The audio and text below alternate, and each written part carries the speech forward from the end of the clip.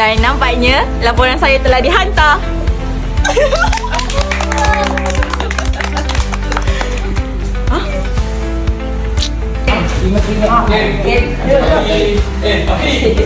Kau bagi besok dulu.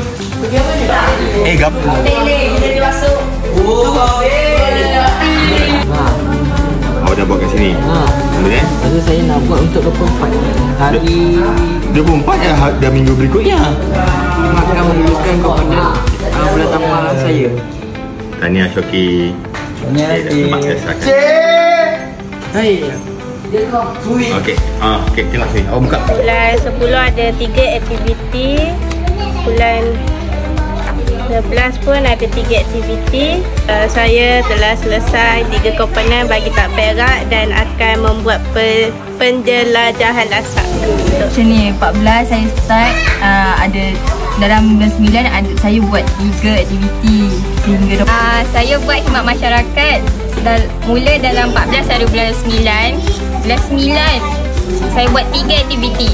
Bulan 10 3 aktiviti. Sama seperti sebelah 12 1, 2, 3. Saya tamat dalam bulan 3 dalam 22 hari bulan 3 2025. Mula bulan 6 tahun lepas ada 3 aktiviti. Bulan 9 bulan 10 3 aktiviti, bulan 11 3 aktiviti, bulan 12 3 aktiviti,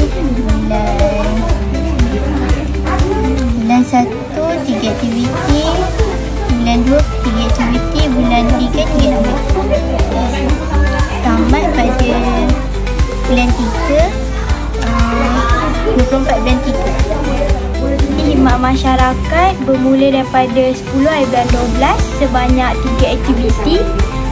Sama dengan bulan seterusnya, bulan 12 1, 2, 3, 4, 5 dengan 6 buat 3 aktiviti. Habis pada bulan 14 dan bulan 6. Saya baru selesai komponen aktiviti rekreasi fizikal. Saya membuat aktiviti pada bulan 10 sebanyak 3 aktiviti. Kemudian bulan 11 3 aktiviti juga.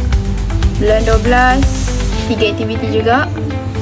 Bulan 1 3 aktiviti. Bulan 2 3 aktiviti juga. Kemudian bulan 3 3 aktiviti. Dan saya tamat pada bulan 4 iaitu 30 hari bulan 4 2025. Saya buat 3 aktiviti. Bulan 5 saya buat 3 aktiviti. Bulan 6 saya buat 3 aktiviti sehingga bulan 10. Bulan 10 2024 3 aktiviti. Itu untuk khidmat masyarakat. Saya dah siap. Selepas itu kemahiran saya start. Kemahiran saya start bulan 8 bulan 8 ada 3 aktiviti dan sehingga bulan 2 2025 ada 3 aktiviti. Okey, dah siap. Saya akan hantar log. Tengok ya. Hari ini saya telah tamat semua komponen tahap perak saya, iaitu kemahiran, rekreasi fizikal, khidmat masyarakat dan penjelajahan lasak. Dan hari ini juga saya akan hantar laporan.